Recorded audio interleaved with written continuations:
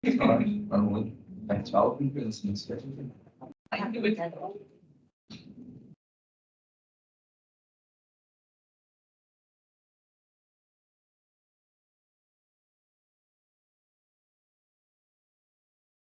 Okay, good afternoon, everybody. Welcome to this short session about designing an academic course. My name is Evelynn Devos. Used to be like you. I was also a PhD student here at UGent University. Was on the third floor, part of the department of marketing. But that was 2 years ago. So now I graduated and now I'm a teacher and a researcher at HOGENT, which is a college university. Also part-time guest professor here at UGent. So today I will give you some tips and tricks on how to design a post-it, and it's based on my own experience. So throughout my PhD career, I went to lots of conferences. Unfortunately, most of them were online. It was COVID. I only had the opportunity to go to an offline conference twice. Nevertheless, even at the online conferences, I always noticed the same mistakes. And these mistakes I will talk about and make sure that you don't make them. So I don't know what the expectations are of you today, but don't expect groundbreaking theory. It's gonna be what we call in Dutch voorverstand, or common sense. Things that you go like, oh, duh, that's so clear. But even though it's so clear, they still make the mistakes. Other people, other researchers still make these mistakes. So they have to be told, or you have to know them so that you don't make these mistakes. Okay. What I want to tackle in this session is how to pitch the posting, and how you reduce your text, or yeah, which parts are relevant and how you select that based on the abstract that you submitted, and how do you put them on the post-it. And it's something I want to discuss because there are other transferable classes on that. Okay. All right, how to design a post-it. Who of you has been to a conference before? Yeah, I expected that. So you will help me. I never put on post. But you've been there. I've been there. Okay. Yeah. So you probably have seen posters. Long. You can still help me out. Feel free to add something or to give your own opinion. It's not black white science. There's different ways to approach this topic. Okay, so let's start really basic. Oh no, it doesn't work. Okay, then I'll just use my mouse. Okay, that works. What to expect? What's the conference about? Well, yeah, conference is an event on which researchers from all over the world gather and they present their research. At the conference, you usually have two formats. You have the presentations of papers and posters. Paper presentation is when you already have an idea that's already well researched. So you already conducted multiple studies. You already know a lot about the topic. So it's almost a finished product that you will present. Whereas a poster is something that you develop for a new idea. So it's a new idea. You haven't conducted lots of studies. Still in the early phase of your research. Poster session, how does it look like? Well, basically, it's organized in a very big room. You have all these rows of billboards, and on these billboards, there are multiple posters. So your poster hangs next to the poster of somebody else. When do they organize this? Well, there are two formats. Either a poster session is organized as a block within the schedule of the conference, a block of 2 hours, maybe 3 hours. And during that block, you're expected to stand next to your poster, and usually there's a reception going on. Not great. We'll come to that later. So that's the first format. Second format, is when your poster hangs on the billboard the entire day. And then you just have to stand next to your poster during the breaks, a break of 15 minutes. So a break between paper presentations. Also not great. What does this tell you about the timing of these poster sessions? What does it tell you about the audience? They're tired, not motivated. Me personally, when I didn't have to present the poster and it was a reception, I went to get some drinks. It was a long day, so what do I care about posters? But then I still decided to go for it and just walk through these lanes. And well, what should you not do if you create a poster? Too complicated. Too complicated. No walls of text. That's something I see every single time. A poster that's just an abstract, copy pasted in a poster form. If you do that, you can forget it. People are tired. They're already doing an effort to get to know your research. Don't show a text or wall of text. But we'll come to that later. Just keep that in mind. Second thing you should consider is that your poster hangs next to the poster of somebody else. So basically every poster there is your competitor. You really have to stand out and draw the people to your. Okay, so now that you know what a conference is, let's imagine that you wrote an abstract and you got accepted. What do we usually do? Well, what I did was I celebrated. I talked to my coworkers, figured out who got accepted as well, and then I started planning my holiday. Which hotel am I going to stay in? What trip am I going to do, and so on. Time goes on, and then suddenly 1 month before the conference is there, I think, okay, I have to start making this poster, or I'm going to get in trouble.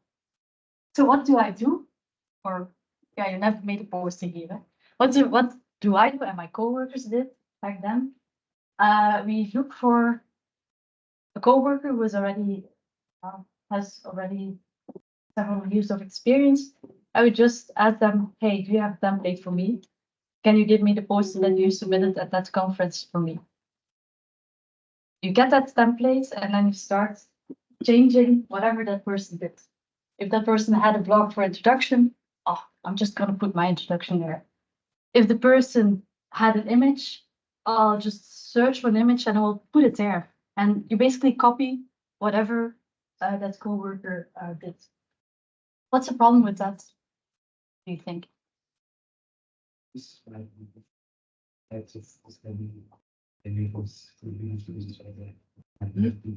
Exactly. That's the first problem. The poster template that you use may not work for your type of research. What's the second thing? It's kind of a process. Same mistakes, yes. And then the third thing is, well, this is kind of a ritual. So you as the template of your coworker, and probably that coworker also did the same before. So you get a very old, outdated template that you changed, or that you put your research in. So not recommended. Been there, done that, not always a good idea. But the problem is, basically, you don't spend enough time on creating your poster, and you don't think about your poster. So give yourself some time to create it, and do not simply use a template of your coworkers. You need to think about three things. Again, very obvious, but you have to think about the instructions given by the conference, who's your audience, and then the post functions. And I will spend most of the time on these poster functions. I will also give you the slides, so no need to. Yeah, you can always make notes, but don't need to like make them very fast or something. Okay, first thing you need to do is, well, you got accepted into the conference. Well, each conference has their own requirements. So, of course, read the requirements. How big does your poster need to be? It doesn't need to be A0 format, A2, A3, always different depending on the conference you go to. Also the dimension, the orientation. Does it need to be a portrait or a landscape poster? What should be on the poster? Can you remove references? If that's the case, then you have more space that you can use. And other things. Where is it happening? I think about the two formats I talked about.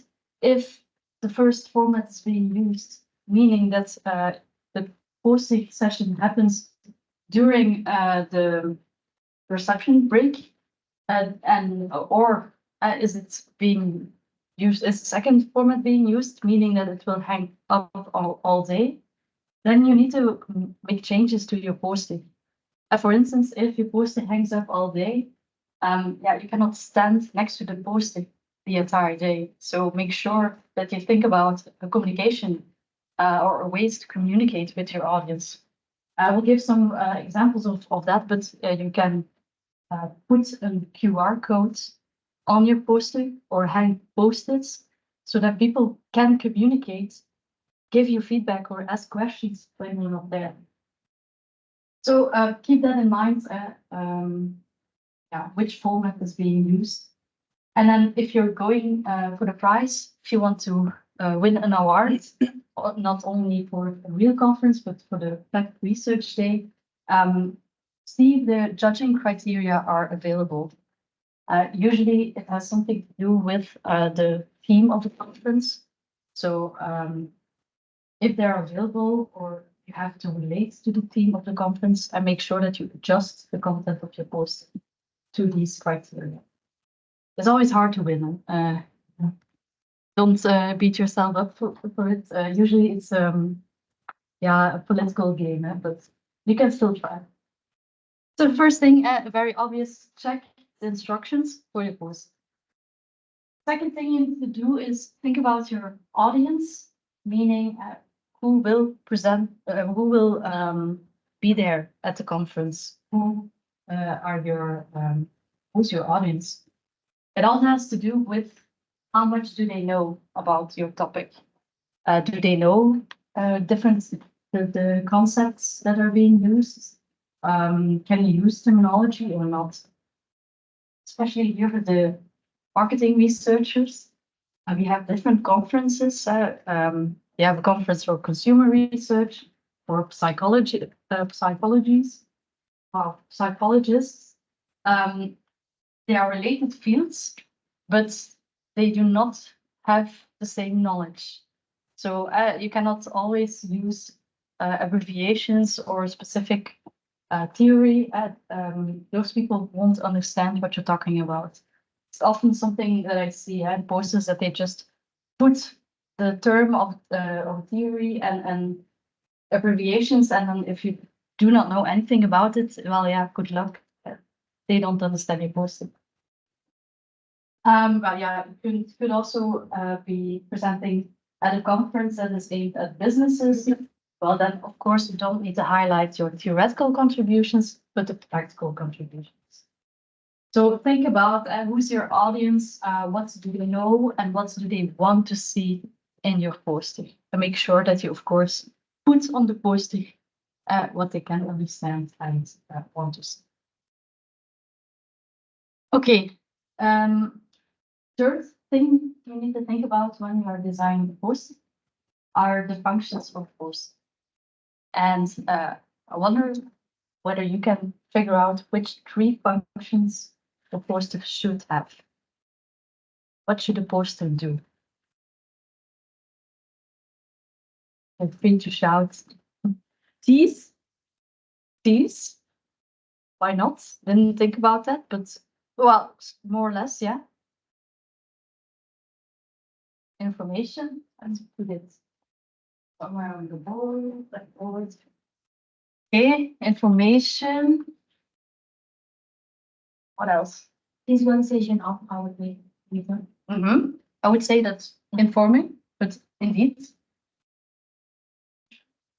Grab the attention, teasing. Okay. And then usually it stops here, yeah. Interacting, meaning that people start to interact with each other. And what do you hope to achieve with that? But You creating. Baiting, yeah. you grow your network or something. Networking. So it's not this is a purpose. And your posting should grab attention, inform people, and you should network. You should establish new connections, maybe for a future job or to collaborate on the same topic. So in other words, never forget your posters should have some gym. Okay. That's what we'll talk about. How can you establish these functions? I will give you some tips and tricks, also tell you what you should never do, and so on. So we'll start with the first function, and your posting should these people, they should draw audience to yourself. You should grab the attention. One thing that people forget is when you're designing the posting, you're behind your laptop, probably with a PowerPoint program open, and you're very close to your posting. You can see everything, you know everything about the topic. But have you ever considered what it's like to be, somebody who is walking through the rows of postings? What it's like to be, the audience? Have you considered that? Probably not. Well, how does it feel like to be part of the audience? Feels a bit like this. You just walk through the lanes and you see poster, poster, and post. What will determine that you will go to specific posting and talk to this person about research? What could draw people to a posting? Sorry? Could be the topic of the Topic? And how do you bring that across? That it is readable. Big letters, yeah. What else?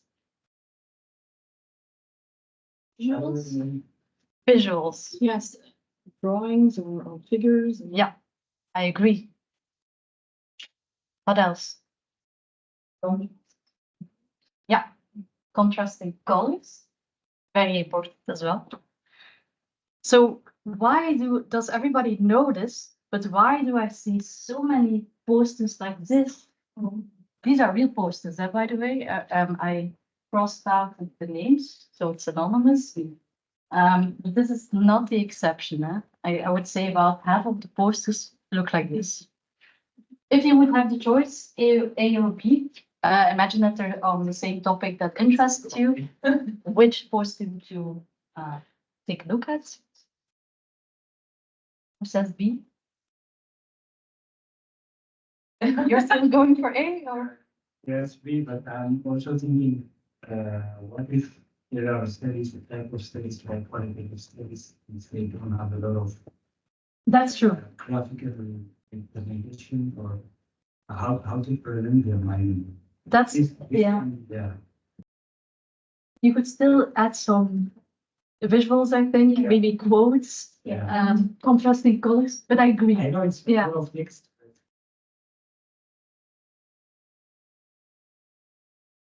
Actually, good question. The problem is I'm a bit in a field where most of the studies are like quantitative research. I usually go to those studies, but actually, a very good question. I should think about that. Maybe we can brainstorm a bit. But let's assume that we're just observing quantitative research. If you would inspect this postage, you would just notice that this is the abstract that they just cut into pieces. For instance, for the results, they put everything there. It's clearly somebody who did not have any time left and created this in 5 minutes, I would say, which is a shame because if you're gonna fly, I don't know, a couple hours, and pay a lot of money to be there, you're not gonna attract people with this post. Why does this poster stand out? What's so good about it? Or maybe bad about it?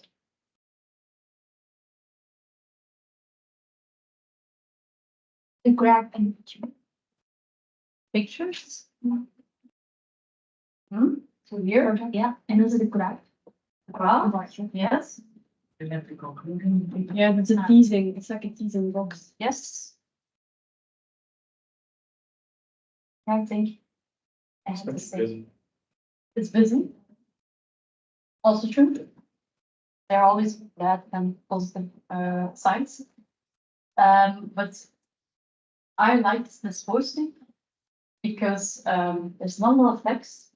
The only big amount of text is telling you what this posting is about. So the main message, the main conclusion isn't big. It's not the title, this is just what we found.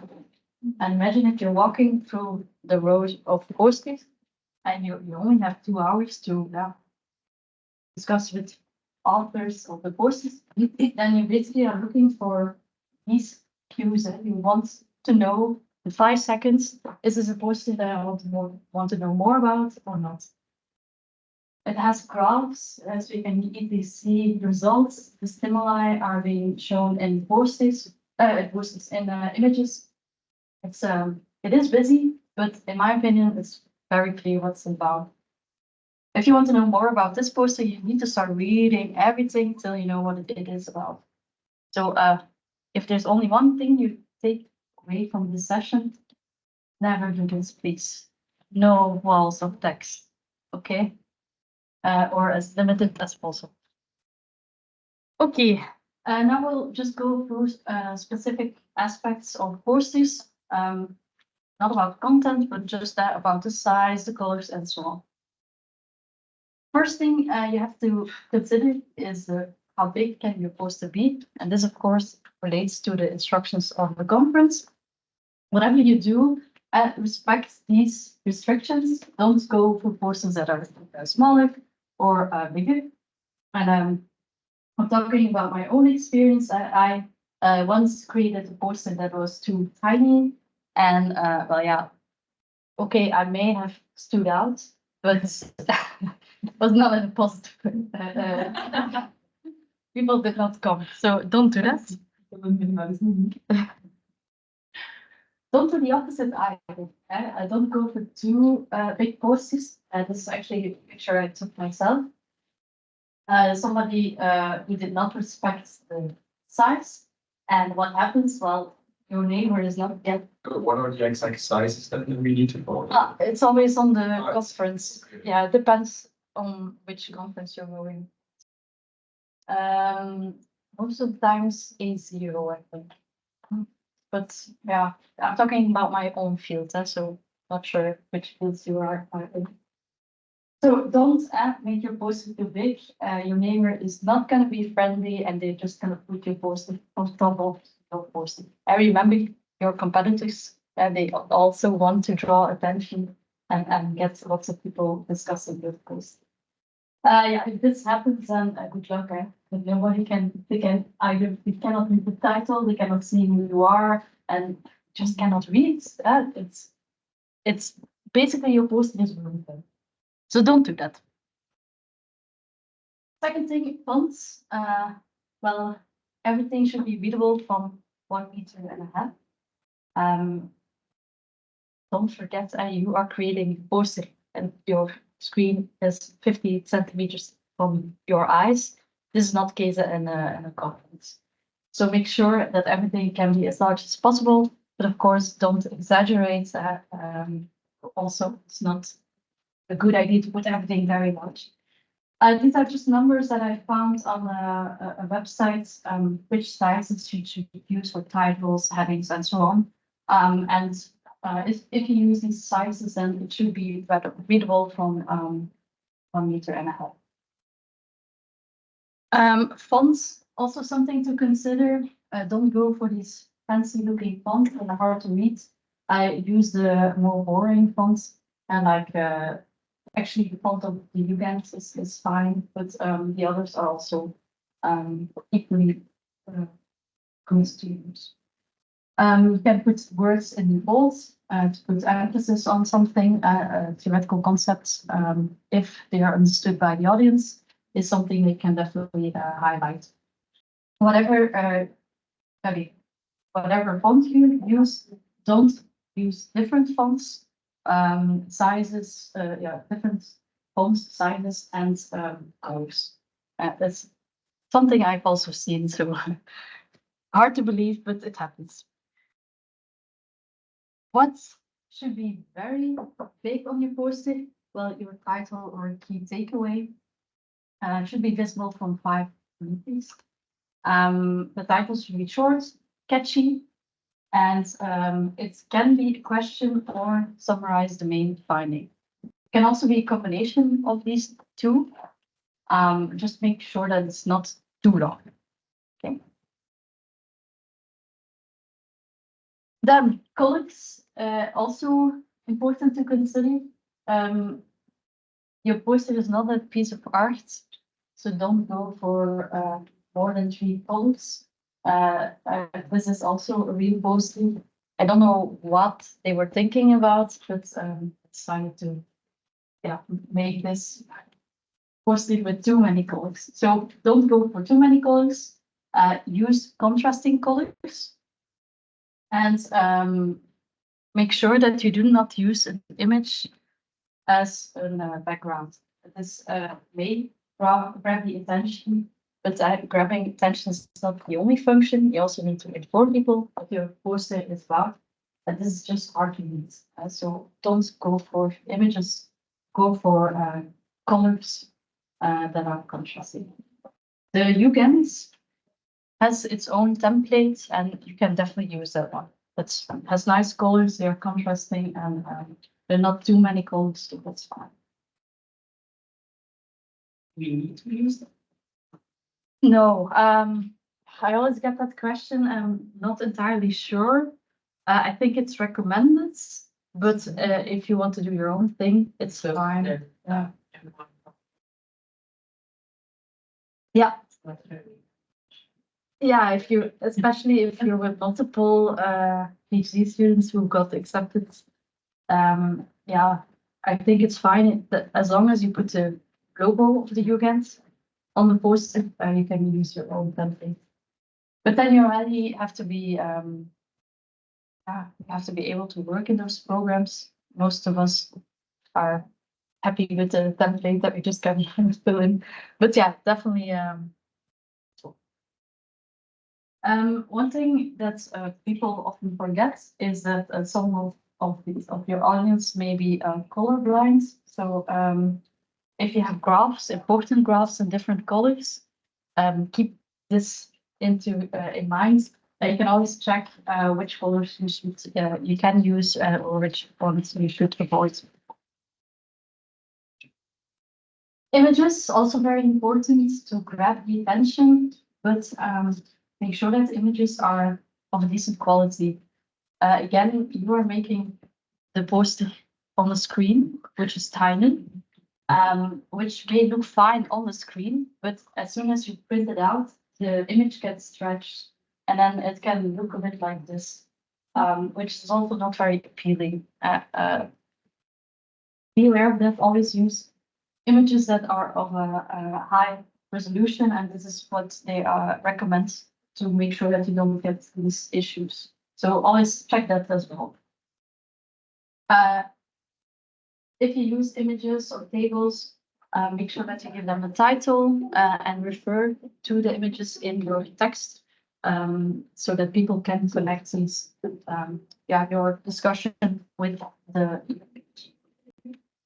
If you select an image, make sure to focus on what is relevant. So in this case, if you have this image and the relevant thing about the image is the glasses, then you can just cut this and make sure that you focus on the glasses. I know it's stupid tips, but it does make a difference if you have multiple images. And then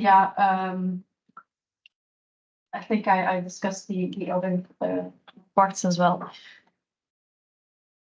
Also something that somebody else taught me, and I think is worth telling here, is that if you include graphs, do not include the graphs that you get from SPSS from the output. You can change that. Make sure that you don't have these grid lines because they make it difficult to read. The background should be white or transparent. And instead of labeling which line represents what data, you can just put it next to the line. All these small changes make it easier and easier for the audience to understand what you're trying to bring across. So I think there's a transferable skill class about this. I think I don't Peter Young, I think was his name, but I can look it up if you are interested in designing perfect figures and tables. This person was really, or this class was really useful for me, but keep that in mind as well. Okay, that's how you grab the attention in a right manner. Second thing you need to consider is the information function in which you bring your message across to the audience.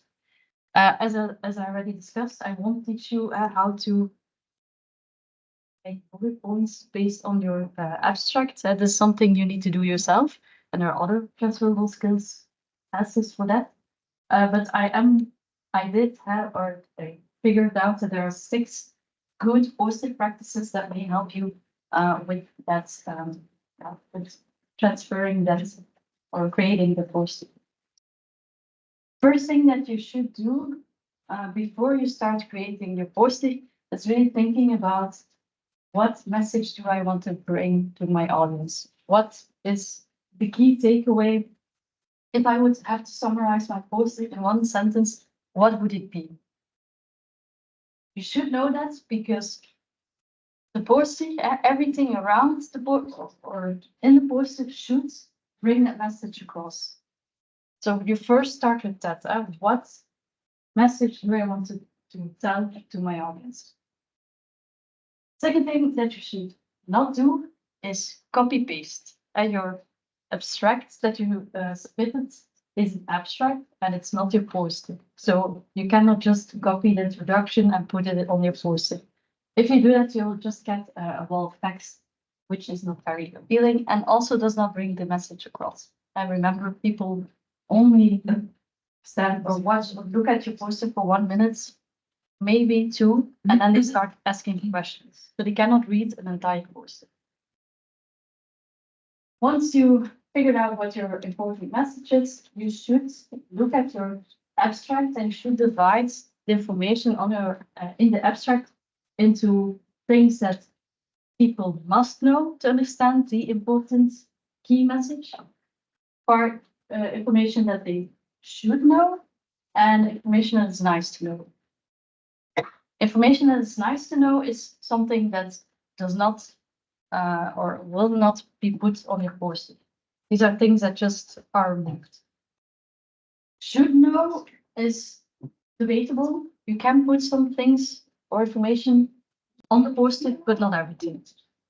I remember a poster, usually you will be standing next to the poster. So the poster should not replace you. It should help you to bring or to tell your story. So don't put everything in there. You have everything in your hands. So see it as an aid. Focus on the bigger picture, and that's what I talked about. And make sure that every line and image on your post is relevant and necessary. If it's not relevant or necessary, then remove it. You can always ask yourself, do I need this image to understand what my poster is about? If the answer is no, drop it. Okay. And then, of course, use images, but you can still have text. That's still fine. But they should be in balance. Anybody an idea how much words and how many images can be on a poster?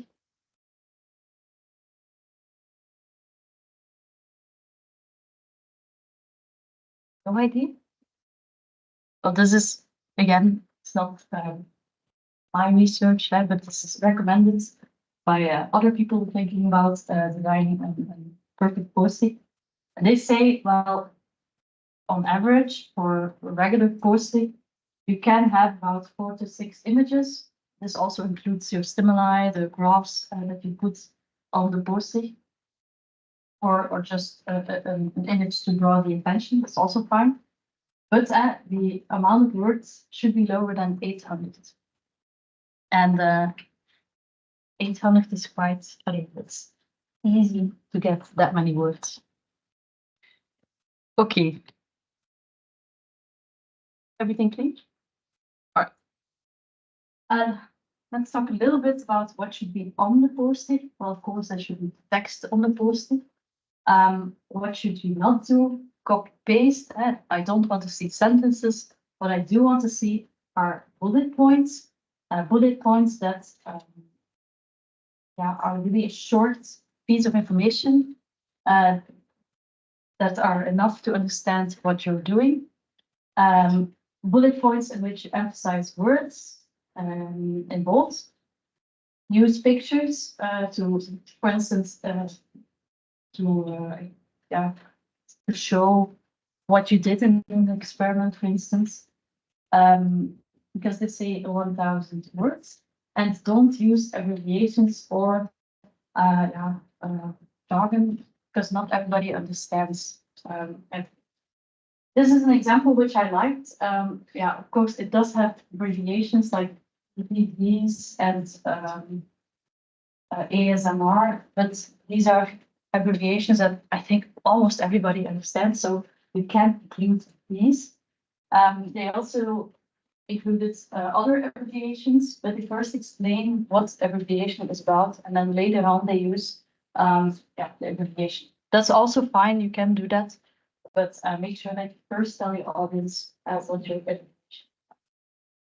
What does it also do? As bullet points, has a clear image of the stimuli, and well, you can read this, I think, in maybe 20 seconds, 15 seconds maybe, and you already know what their study was about. So this is a good example, in my opinion.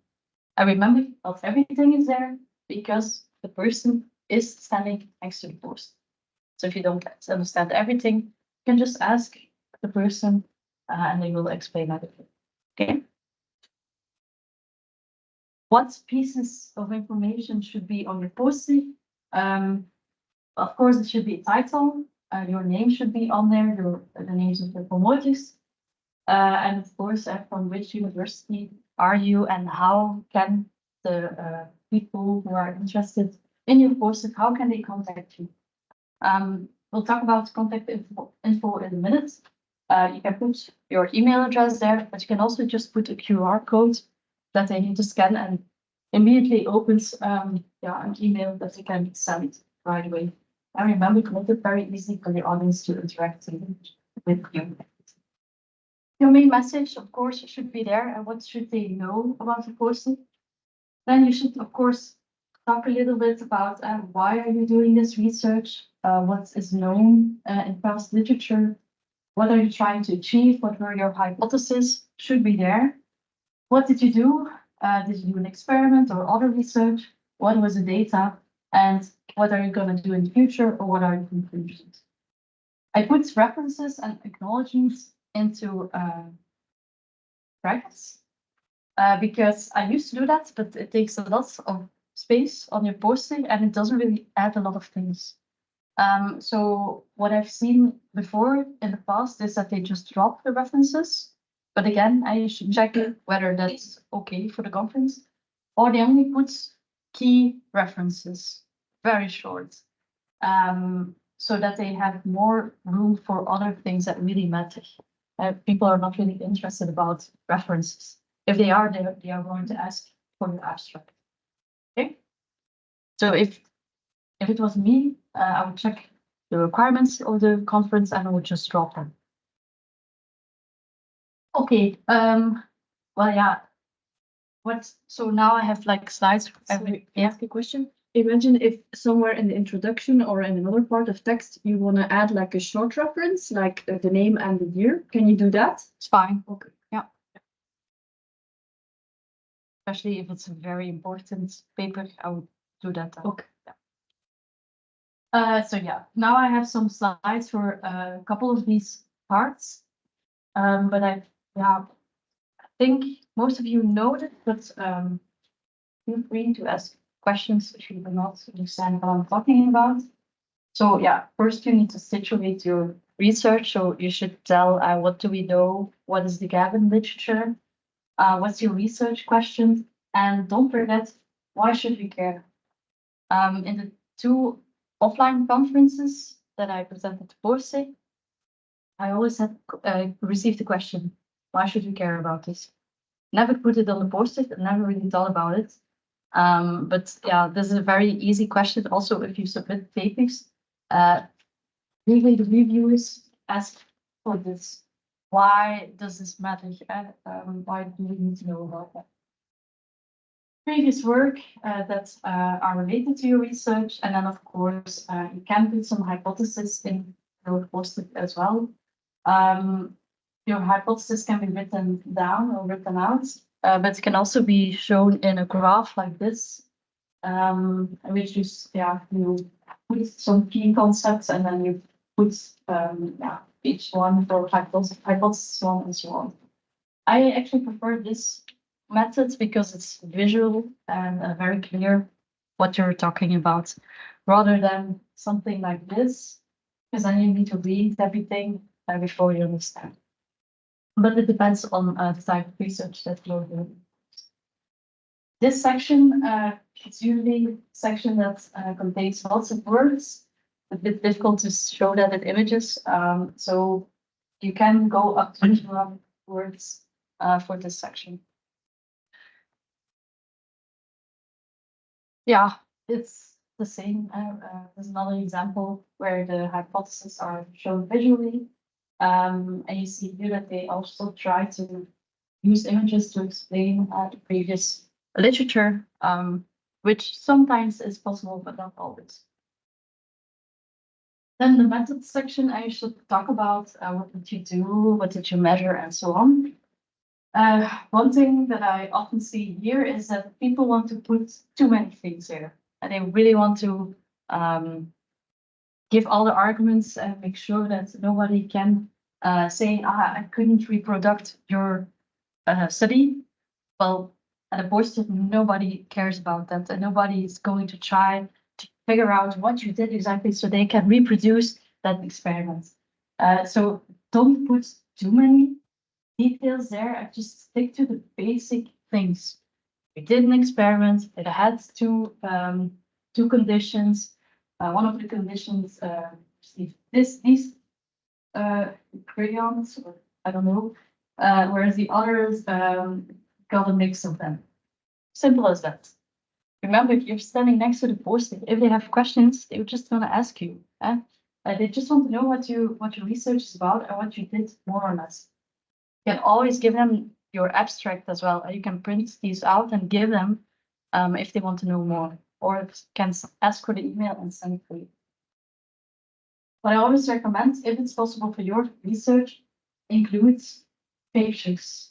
Pictures say so many things. So use flowcharts, pictures, anything that is visual to make it very clear what you did. So here I love this example, very clear. We did a study with a scenario. This was the design. We measured these concepts, and this is what it looked like.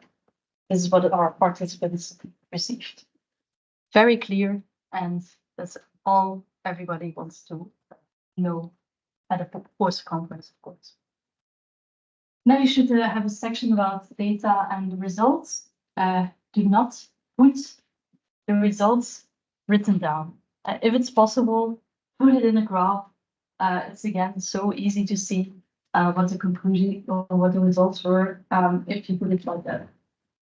So very clear. If there has to be one figure, make a figure about your results. And then, of course, you need to have a little bit or a part about conclusions and what you will do in the future. This can be very brief. Probably people will also ask about this. And you're standing next to the post-it, so you can explain that. And then, yeah, the references, like I said, it can be in text or at the bottom, but don't put too many references. What you should do, however, especially those who are here on external funding, mention who paid your research. That's very crucial. I should put the logo on the post somewhere at the bottom or on top. That's really a must do. Okay, now you know which elements should be on the post-it. How should they be positioned? Well, there's actually, or at least in my field, this kind of movement going on. So in the past, posters look like this. So yeah, first a piece of introduction, then the hypothesis, methods, results, but conclusion, and so on. So really like you would be reading a paper and so the different parts. Still lots of text, so I also don't like that example. But we're moving to a poster. What stands out is that in the middle, in a very big font, the main message is being given. This is what my poster is about, and this is what we find. QR codes is also something that you start to see a lot. And what you see is that there are two bars on the sides. One bar is for the reader, whereas the other bar is for you. This is what we call the AMO bar, or AMO bar, I don't know how to say it. And then the silent presenter bar. What's the idea? The idea is that you stand there. These are details, so lots of information about studies, about specific statistical information, and so on. Whereas here, there's information for the audience. So here, you, in very basic terms, you tell what your poster is about, what you did, the results, and so on. And the idea is that people walk across your walk through the rows. They read this, they say, this is something that interests me. They come to your poster, they read this, which should only take a minute, and then they start talking to you. And then they ask you questions, probably detailed questions, and then you start using this information. This information is only for you. This is not something that everybody reads. So basically make it's easier for people to come to you, you give them some time to read, and then you start discussing. Because that's also something I noticed in my own posters is, well, some people came and started reading, and then they just got lost. And the discussion didn't start, and the discussion should start, and you should start talking quite fast. So I don't know if it's possible in your fields, but I would definitely recommend you this poster structure because it's something it's really popping up and it's quite successful if I looked at different posters. QR codes are also there. I will talk about that later. But if you organize a poster like this, it's very appealing and all the functions are being met. And you grab attention, inform people what it's about. People start talking with you faster than with the other structure, so you are more able to start networking. I will share the slides and I will also give you the different structures that you can use. So it is on the slides. So Sorry, question. Yeah. Now it's horizontal. If it's vertical, you do the same, but then you have the recap at the bottom, the pick in the middle, and then the details at below. I think I'm not sure how it looks exactly, but I'm pretty sure that there is a vertical version of this. It's like us somewhere. I'll show you. And otherwise, I will look for it. This is an example of a coworker of mine. This is what she did, and I really love this posted. Very clear what it's about. Put some words in, or emphasized words by putting it in the bold. This is her model. This is what people should read. Could be a bit more in bullet points, but it's fine. And then here is really the statistical information. So this is not really what they should read, and this is only when there are questions that you can point out, well, this is what we find, and this is the model, and so on. Questions about that? Final function is to network. You want to create interaction with your audience. You could do that in multiple ways. Can include the QR code. QR codes can refer to your LinkedIn page, to your abstract or your some email, so you can try it out. Hope it still works. Didn't test it this year, but you can make your own one at this website, but there are many other websites that you can use for free. The only thing you should consider is that the trial period is limited. So make this QR code not this as one of the final things, so that what you start presenting and that your QR code still works. So keep that in mind. I've seen it before. So either you just say I'm gonna pay for it and you don't have to think about that. Otherwise, make sure that the QR code is only by paid. Yeah. This one a free website? It should be. Unless Still works. still I works. don't know when you do it. 3 years ago. I didn't check it this year, so this one should work fine. Okay, when should you really consider these things is when you are presenting your poster in a format in which your poster hangs up all day. Because you are not next to the poster the entire day, but this still gives the audience the opportunity to talk to you and really send you questions. So, and it doesn't take a lot of space. I just do it. The second key takeaway: no walls of text, and just make sure that there is a QR. Something else that you can do is hang post-its so that the audience can write things on the post-it when you're absent.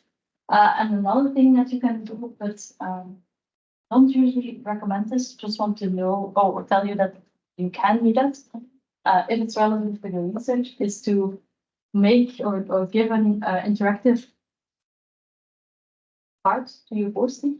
For instance, here when you open the door, I've seen a poster about New Year's resolutions that first had do you also have New Year's resolutions? If that's true, turn the page, and then there was like the key finding about New Year's resolutions. You can do that, but please remember this is a scientific conference, not kindergarten. So yeah, you can be creative, but that's not the goal. Okay, so make sure that they still take you seriously. Yeah. Scientist wants to be taken seriously, I think. So only do this when it's relevant. Voila, another example of another clear posting. They use the QR code for the full article. It's also something you can. Voila. Another thing that I want to briefly discuss, but I didn't have the opportunity to try it out yet, is using AI to create your posting. I looked on the internet for a couple of prompts that you could use that help you with creating your posting. I found a couple ones, but again, I did not try it out. So let me know if it works. Because I recall from last year that students had a problem with reducing or getting the text into bullet points. So what's the key message out of this paragraph? And I think you can easily use AI to help you with that. So this is one prompt that I found on the internet. And you can try it out and let me know if it works. There are many other prompts, and this is, if you go to this website, I think you have about 7 different prompts. Prompts that help you with creating a catchy title, or if you do not want to use the template of UGent, which color schemes should I use, which fonts should I use in order to increase how appealing my poster is, but while making sure that it's still readable. So there are many more. Just Google them and try them out. I think it can only help you with creating your poster. Voila. These are the bed poster templates that I talked about. So this is the UGent template, which you can find via this link. But make sure this is just what the UGent gives, not per se a template that is okay for your conference. So always check the instructions first before creating the poster. Again, here are the different formats. This is what you asked about. So this is how it would look like vertically. But again, you can do whatever you want. As long as you make sure that your poster has gin, it's fine for me. Because it doesn't really suit the UGent template. No, indeed. Very, very different. The UGent template is still a bit of the original way of presenting the poster, and different sections following each other. Maybe they should actually change it and they should have a template for this as well. But I do not know who I need to contact for that. Voila. Here are the sources that I used for this presentation. There is another session in which I basically provide feedback on your poster. I think it's somewhere in April. If you want, you can always come and I can give you some advice. It's free to join. Like I mentioned, really boerenverstand or common sense, but someone should tell you so that you don't make this mistake. Voila. Good luck with your posters and see you in April maybe. Sorry, so in April, it's a live thing and you come and you get feedback. Yeah. Ah, okay, you don't have to send something in advance. No. Okay. Voila. You're welcome. Maybe I post the software or helping to install that. For the beginner, like for PowerPoint or other. I always make my posters using PowerPoint, but I know Canva is also something you can use. But I think Adobe may also have a specific program, but yeah, I'm a bit old school on that. Yeah. Everything clear? More questions? Okay, enjoy your Friday, I would say.